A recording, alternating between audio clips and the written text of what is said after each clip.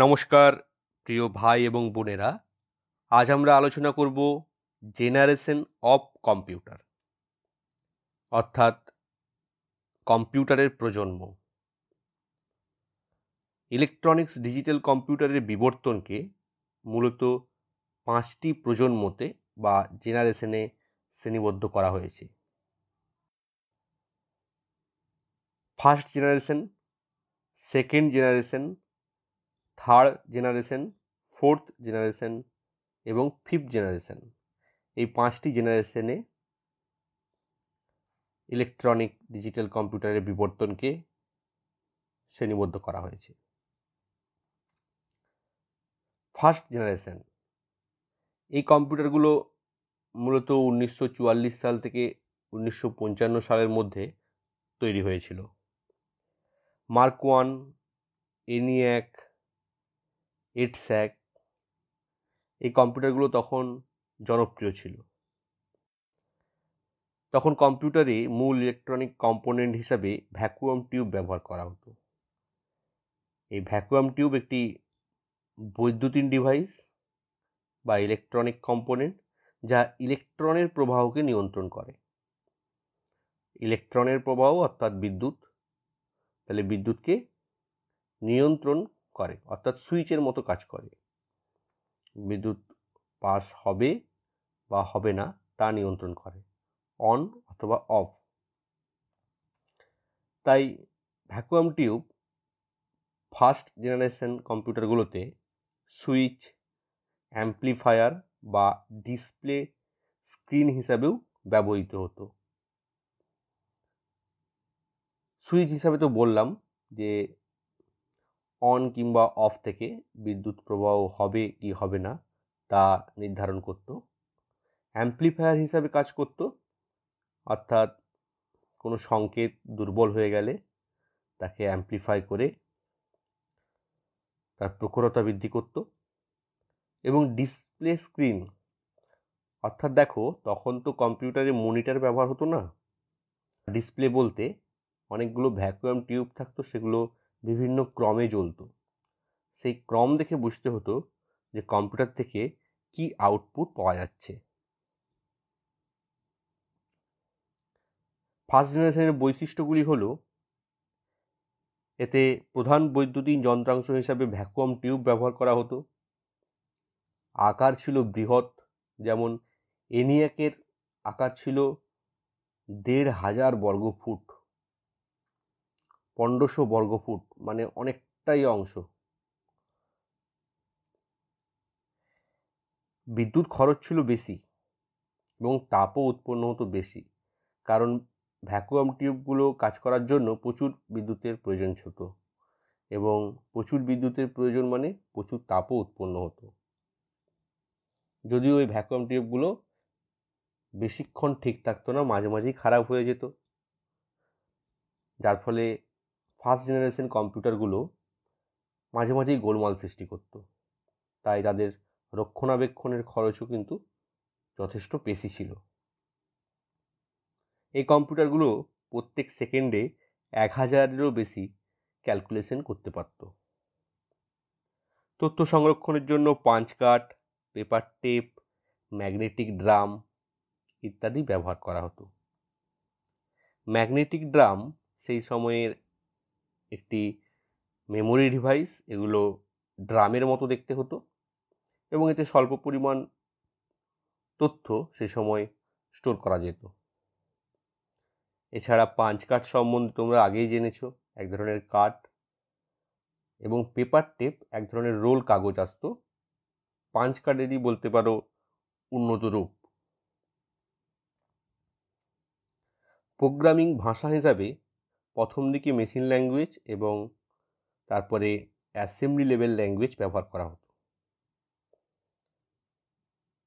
এই কম্পিউটারগুলোতে store programme concept ব্যবহৃত হতে শুরু করে, যেটা জন ভান নিউম্যান প্রবর্তন করেছিলেন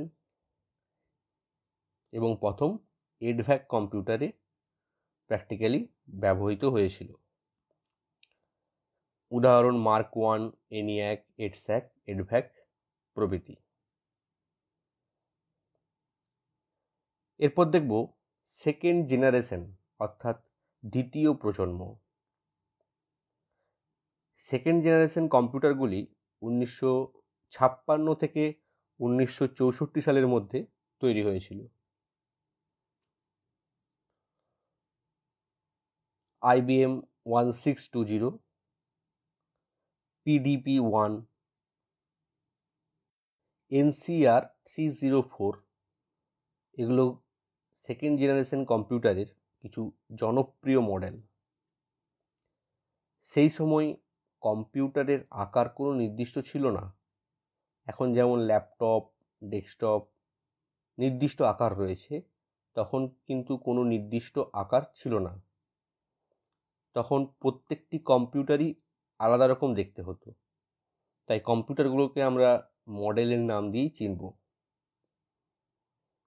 যেমন এখানে মডেলের নাম বললাম IBM 1620, এটা একরকম দেখতে ছিল। PDP-1 এটা অন্যরকম। NCR 304 এটা আবার আলাদা রকম দেখতে ছিল। সেকেন্ড জেনারেশন কম্পিউটারে মূল ইলেকট্রনিক কম্পোনেন্ট হিসেবে কিন্তু আর ভ্যাকুয়াম টিউব ব্যবহার হতো না। তার বদলে ব্যবহার হতে লাগলো ট্রানজিস্টার। এই ট্রানজিস্টার একটি অর্ধ পরিবাহী যন্ত্র অর্থাৎ সেমিকন্ডাক্টর ডিভাইস, যা বৈদ্যুতিন সংকেতকে সুইচ করতে ব্যবহৃত হয়। ভ্যাকুয়াম টিউবের মতোই কাজ ছিল, কিন্তু ভ্যাকুয়াম টিউবের থেকে অনেক গুণে কার্যক্ষমতা এর বেশি ছিল। একটি ট্রানজিস্টর সেকেন্ডে কয়েক লক্ষ বার অন এবং অফ হতে পারত। 1 সেকেন্ডে কয়েক লক্ষ বার অন এবং অফ হতে পারত, যেটা ভ্যাকুয়াম টিউব পারত না। এছাড়া ট্রানজিস্টর খারাপ হতো কম, সেই জন্য সেকেন্ড জেনারেশন কম্পিউটারগুলি গোলমাল হতো কম। এছাড়া সেকেন্ড জেনারেশন কম্পিউটারের ট্রানজিস্টরগুলি বিদ্যুৎ কম খরচ হতো, যার ফলে তাপও কম উৎপন্ন হতো। এরপর আমরা সেকেন্ড জেনারেশন কম্পিউটারের বৈশিষ্ট্যগুলি দেখে নিই। প্রধান বৈদ্যুতিন যন্ত্রাংশ হিসাবে ট্রানজিস্টর ব্যবহার করা হতো। সেকেন্ড জেনারেশন কম্পিউটারগুলির আকার বৃহৎ হলেও ফার্স্ট জেনারেশন কম্পিউটারের থেকে ছোট ছিল। বিদ্যুৎ খরচও ফার্স্ট জেনারেশনের থেকে কম ছিল, তাই তাপও উৎপন্ন হতো কম। রক্ষণাবেক্ষণ খরচও কম ছিল, কারণ এগুলো কম গোলমাল হতো ফার্স্ট জেনারেশনের থেকে। এই কম্পিউটারগুলো প্রতি সেকেন্ডে 10,000-এরও বেশি ক্যালকুলেশন করে নিতে পারত। তথ্য সংরক্ষণের জন্য ম্যাগনেটিক টেপ, ম্যাগনেটিক ড্রাম এবং ম্যাগনেটিক ডিস্ক অর্থাৎ হার্ড ডিস্ক ব্যবহার করা হতো। এই ম্যাগনেটিক ডিস্ক বা হার্ড ডিস্কের ব্যবহার প্রথম শুরু হয় কিন্তু সেকেন্ড জেনারেশনে। প্রোগ্রামিং ভাষা হিসাবে high level language, Fortran, COBOL, ALGOL, BASIC ইত্যাদি ব্যবহার করা হতো। এই জেনারেশনের কম্পিউটারগুলিতে মনিটর, প্রিন্টার সহ বিভিন্ন ইনপুট আউটপুট ডিভাইস ব্যবহার শুরু হয়। IBM 1620, PDP-1, NCR 304 প্রভৃতি সেই সময়কার জনপ্রিয় কম্পিউটার ছিল। এরপর আমরা থার্ড জেনারেশন কম্পিউটার সম্পর্কে আলোচনা করব। থার্ড জেনারেশন কম্পিউটারগুলো 1965 থেকে 1975 সালের মধ্যে তৈরি হয়েছিল। যেমন HP 3000 series 3, IBM system 360, cyber 175 ইত্যাদি সেই সময়ে জনপ্রিয় কম্পিউটার ছিল। থার্ড জেনারেশন কম্পিউটারগুলিতে ট্রানজিস্টরের বদলে আইসি ব্যবহার হতে শুরু করে, ইন্টিগ্রেটেড সার্কিট। এই আইসিগুলো ছিল আরও উন্নত, কারণ একটা আইসি তৈরি হতো অনেকগুলো ট্রানজিস্টরকে সমন্বিত করে, অর্থাৎ একটা ছোট্ট সার্কিটের ওপরে অনেকগুলো ট্রানজিস্টর এবং আরও কিছু অন্যান্য ইলেকট্রনিক ছোট ছোট যন্ত্রাংশকে বসিয়ে একটা আইসি বা ইন্টিগ্রেটেড সার্কিট তৈরি করা হতো। প্রথম দিকে এসএসআইসি অর্থাৎ স্মল স্কেল ইন্টিগ্রেটেড সার্কিট ব্যবহার করা হতো, তারপরে এমএসআইসি অর্থাৎ মিডিয়াম স্কেল ইন্টিগ্রেটেড সার্কিট ব্যবহার করা হতো। একটি এমএসআইসিতে অর্থাৎ মিডিয়াম স্কেল ইন্টিগ্রেটেড সার্কিটে 1000 বা তারও বেশি ট্রানজিস্টর ব্যবহার করা হতো। তাহলে বুঝতে পারছো, সেকেন্ড জেনারেশন কম্পিউটারে একটা একটা করে ইন্ডিভিজুয়াল ট্রানজিস্টর ব্যবহার করা হতো, কিন্তু থার্ড জেনারেশন কম্পিউটারে ট্রানজিস্টরের গ্রুপ অর্থাৎ আইসি ব্যবহার হতে শুরু করলো, যেখানে একটা আইসি মানেই ছিল 1000 বা তারও বেশি ট্রানজিস্টর, যার ফলে কম্পিউটারের সাইজও কমে গেল এবং কার্যক্ষমতা বৃদ্ধি পেল, বিদ্যুৎ খরচ কমে গেল, যার ফলে তাপ উৎপন্ন হওয়াও কমে গেল। এছাড়া কম্পিউটারগুলো খারাপও হতো কম। থার্ড জেনারেশন কম্পিউটারের বৈশিষ্ট্যগুলি দেখে নিই। প্রধান বৈদ্যুতিক যন্ত্রাংশ ছিল আইসি বা ইন্টিগ্রেটেড সার্কিট। আকার দ্বিতীয় প্রজন্মের কম্পিউটারের থেকে ছোট ছিল। বিদ্যুৎ খরচ দ্বিতীয় প্রজন্মের কম্পিউটারের থেকে কম ছিল, তাই তাপও উৎপন্ন হতো কম। তবু এই কম্পিউটারগুলো চালানোর জন্য ফার্স্ট জেনারেশন বা সেকেন্ড জেনারেশনের মতোই শীততাপ নিয়ন্ত্রণ ব্যবস্থা বা এসির প্রয়োজন হতো। এই কম্পিউটারগুলি সেকেন্ডে 1 লক্ষ বা তারও বেশি ক্যালকুলেশন করতে পারত।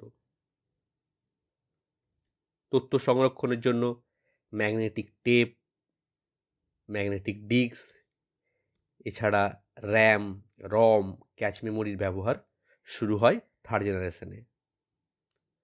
প্রোগ্রামিং ভাষা হিসাবে হাই লেভেল ল্যাঙ্গুয়েজ ফোর্টান কোবালের সাথে পাস্কাল, সি ব্যবহার শুরু হয়।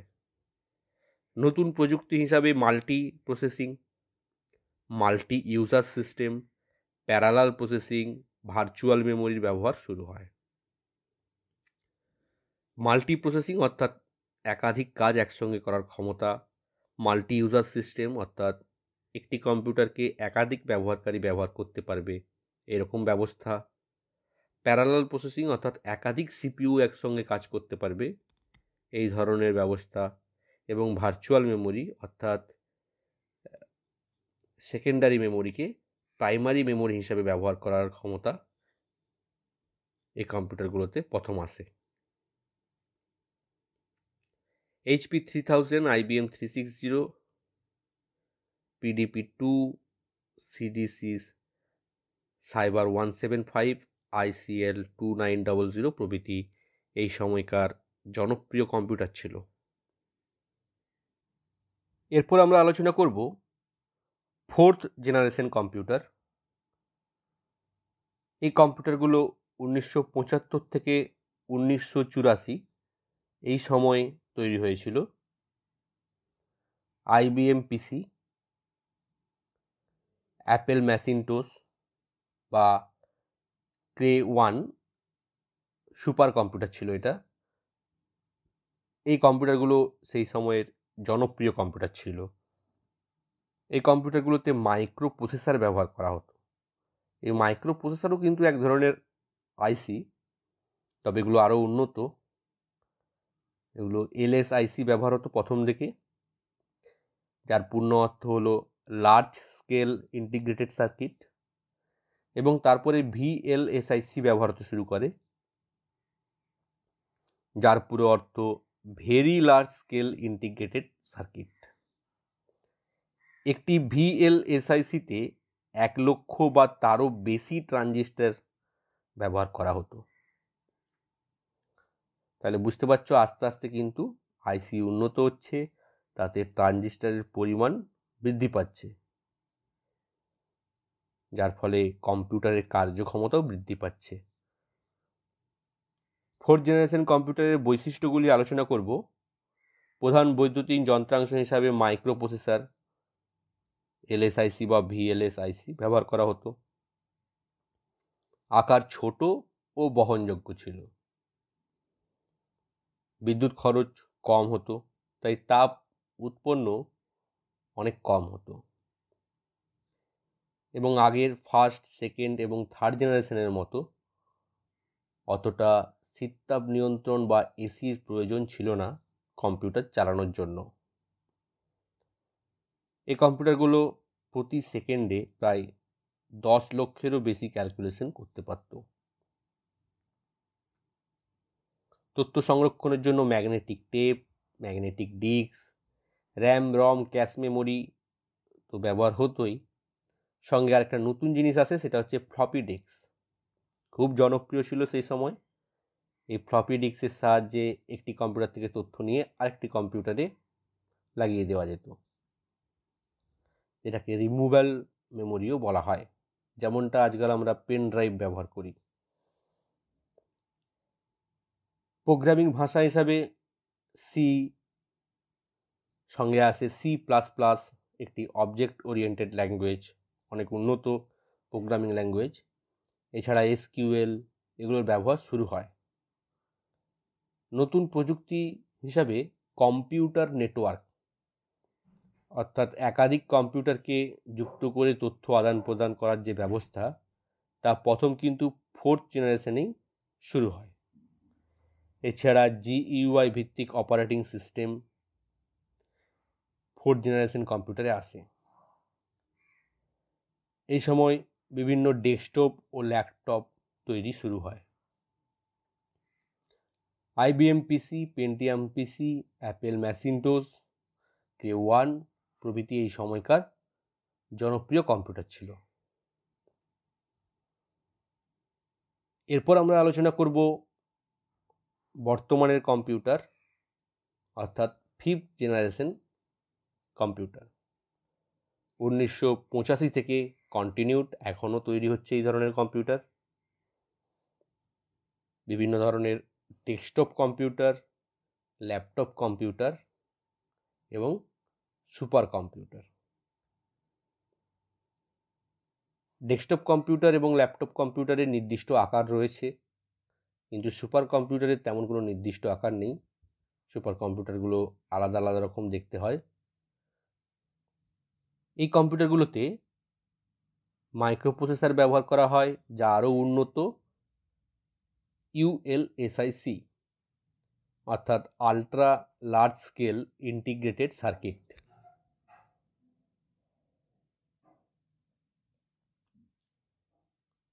একটি ULSIC-তে 1 কোটি বা তারও বেশি ট্রানজিস্টর ব্যবহার করা হয়। 5th জেনারেশন কম্পিউটারের বৈশিষ্ট্যগুলি আলোচনা করব। প্রধান বৈদ্যুতিন যন্ত্রাংশ হিসাবে মাইক্রোপ্রসেসর ULSIC ব্যবহার করা হয়। আকার ছোট ও বহনযোগ্য। বিদ্যুৎ খরচ খুবই কম, তাই তাপ উৎপন্নও কম হয় এবং এসির প্রয়োজন হয় না এই কম্পিউটারগুলোকে চালানোর জন্য। এই কম্পিউটারগুলো প্রতি সেকেন্ডে প্রায় 100 কোটি বা তারও বেশি ক্যালকুলেশন করতে পারে। মেমোরি ডিভাইস হিসাবে র্যাম, রম, ক্যাশ মেমোরি ব্যবহার হয়। ফ্লপি ডিস্ক প্রথম দিকে ব্যবহার হতো, এখন আর ব্যবহার হয় না। CD, DVD, SSD, magnetic disk, pen drive এগুলো বর্তমানে ব্যবহৃত হয়। প্রোগ্রামিং ভাষা হিসাবে high level language C++, SQL, Java প্রভৃতি ব্যবহার করা হয়। নতুন প্রযুক্তি হিসাবে KIPS, knowledge information processing system, এবং AI অর্থাৎ আর্টিফিশিয়াল ইন্টেলিজেন্স ব্যবহার শুরু হয়, যার সাহায্যে বর্তমানে অনেক আধুনিক কম্পিউটার তৈরি করা হচ্ছে, যেগুলোর কৃত্রিম বুদ্ধি রয়েছে, যেগুলো অনেক কাজই মানুষ ছাড়াই করে নিতে পারে। এবং বিভিন্ন ধরনের রোবট তৈরি করা হচ্ছে KIPS এবং এআই ব্যবহার করে। বিভিন্ন ধরনের desktop, laptop, mini computer, mainframe computer, super computer 5th generation কম্পিউটারে উদাহরণ। আজকে তোমাদের জন্য দুটো প্রশ্ন রয়েছে। 1 নম্বর, ম্যাকিনটশ কোন জেনারেশনের কম্পিউটার এবং এআই কোন জেনারেশনের কম্পিউটারে ব্যবহার করা হচ্ছে। এই দুটো অত্যন্ত সহজ প্রশ্ন, তোমরা পারবে আমি জানি। তোমরা এই দুটো প্রশ্নের উত্তর আমাকে নিচে কমেন্টসে দেবে। আর এই ভিডিও সম্বন্ধে কোনো জানার ইচ্ছা থাকলে, জিজ্ঞাসা থাকলে বা কোনো প্রশ্ন থাকলে তাও কমেন্টস করবে। ধন্যবাদ, সবাই খুব ভালো থেকো।